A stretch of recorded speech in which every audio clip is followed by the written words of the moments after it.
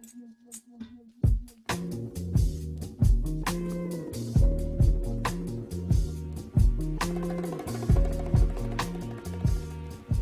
you guys, welcome back to my channel. Yes, I'm back with another delicious meal for you all. I was super excited to create this meal because I actually came up with this last week and I decided to record it and show you what I made. So first off, I do want to say I definitely appreciate those of you who have recently subscribed to my channel. If you so happen to have found it just by searching through YouTube, or if you found it because you watched Miss P's video and you saw that she gave me a shout out, thank you so much. Either way, I definitely appreciate that. I love what I do and I just want to share that with you all. Alright, so let's get on to this video, you guys. This is my chorizo spinach stuffed chicken with some pan gravy on top of a bed of mashed rutabaga. Ugh, delicious, you guys. Mouth watering. My mouth is watering as we speak. So right here, what I'm going to do is I'm going to slice an onion in half. I'm using a yellow onion, which is a milder onion. I would definitely stay away from a red onion if you can, because that's really going, the red onions, it's too potent. It's going to be too strong for this meal. So just try to stay with the yellow or white onion. And all I'm doing is I'm scoring the onion. I just took my knife, I cut it crossways, and then I cut it going down vertically so that I can make small little diced pieces of onion. And once again, I'm only using half of that. After I got done dicing that, I'm going to use about a pound of my chorizo sausage that I end up picking up from my local grocery store. And actually, this type of sausage is a little bit different than the normal chorizo sausage that I get. This is kind of like ground chorizo sausage, so it's a lot. It's thicker. It's not as refined as it would be if you were to get actual chorizo sausage, but that's totally okay. Either way it goes, you can use the sausage in like in the casing, or you can use this if you happen to find it at your local grocery store. So I just broke it apart, put it in my cast iron skillet.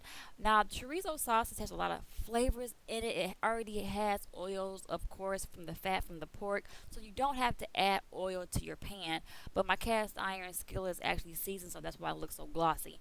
So I added the diced onions, and then I'm just chopping it up with my wooden spoon because I want to get the piece of chorizo as small as I can. I don't want really big chunks because we're going to use the remainder of this stuffing for our gravy.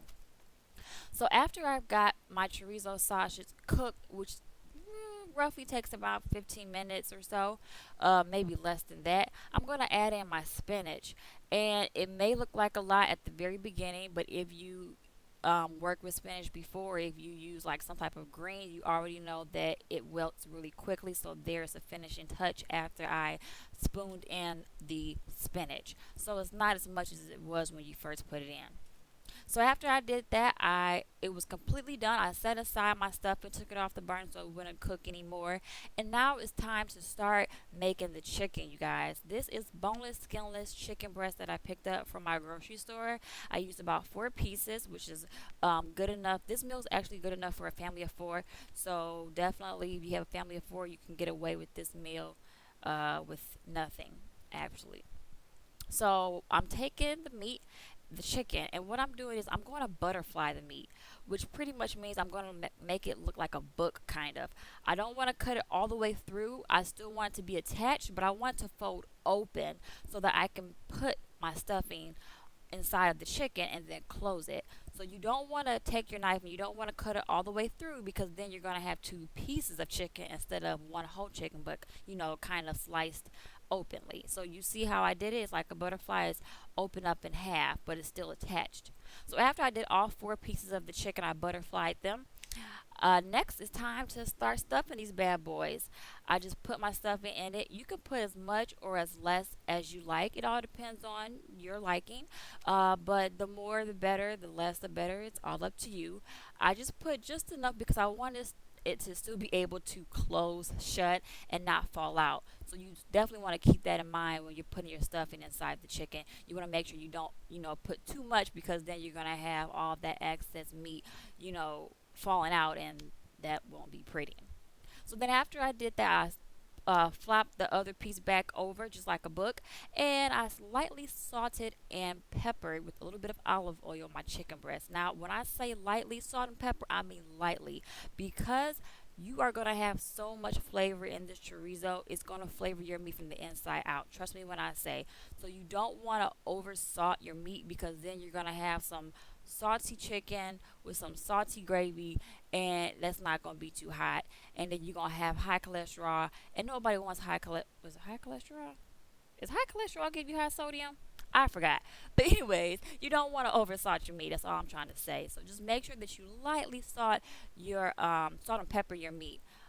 So then after I got the skewers through it, I showed you before that I actually let my skewers soak in water, and this is because we're going to put the chicken breast in the oven and let it finish cooking, and I don't want my skewers to catch on fire and start burning, so I soaked the skewers ahead of time. You can do this way before you start cooking. At the very most, soak them for like 20 minutes. So after I kind of like pinned the edges to make sure that the stuffing stayed inside of the chicken, that's what I did with my skewers. I just started grilling them on my cast iron grill pan that I recently purchased up, I think about like a year ago actually.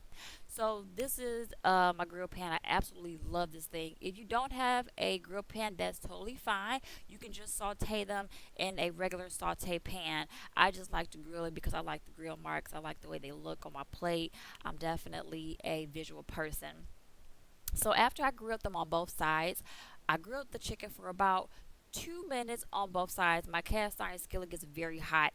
After I did that, I took the rest of the chicken, and I placed it back onto the grill pan, and then I popped them in the oven and let them finish cooking for 10 minutes. While they were cooking for 10 minutes in the oven, next we're going to make the gravy.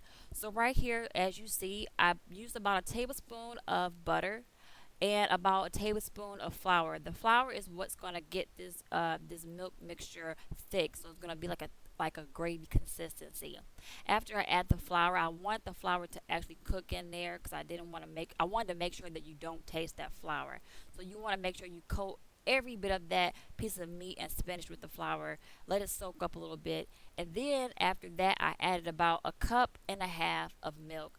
Now, you may see that I only added a cup at first, but that's because for some reason, I don't know why, my camera didn't record me putting in the half of the milk. So I put about a half cup of milk in there, whole milk, I will say, and then I lightly salt and peppered the gravy. After I did that and it came to a simmer, as you see, right here, what I'm actually adding to make this gravy even more better and take it up to another level, I added about a tablespoon of cream cheese. Yes, you guys, cream cheese makes everything better, makes everything much creamier. Just only a tablespoon is all you need. This is what's gonna really give that gravy a really velvety, thick, not thick, but a velvety, just rich consistency, and you're gonna love it. So after I added my cream cheese and I made sure that it was all melted through, I turned off my burner, and then voila, I was done with my gravy. And then at the very end, I added some more spinach in because I love spinach. And while you're cooking all of that gravy with the already spinach that was already cooked in it ahead of time, the gravy the spinach kind of loses nutrients, and you kind of don't see it anymore because it's wilted so much. So that's the reason why I went back in after the gravy was done and then added some more spinach to it. And it's a vegetable, so you definitely want to make sure you get your spinach in for your kids or for your honey or for yourself. And then voila, you guys, that's what I did. I just made the gravy and it was done. And then I'm starting to plate. Now, you may think that I use potatoes, but actually, you guys, I use rutabagas. And oh my God, rutabagas are so good. They have a hint of sweetness to them, so they're definitely a little bit more sweeter than your average potato. But you're going to love this meal. Thank you so much for watching. I'll see you on the next one. Love and good eat. She captures the magic that happens to have us all happy as fuck. Naturally struck by Cupid's abusive shooting. Another dude's lapping it up, but I can't be sure if she can stay pure. If more guys keep on smacking her ass.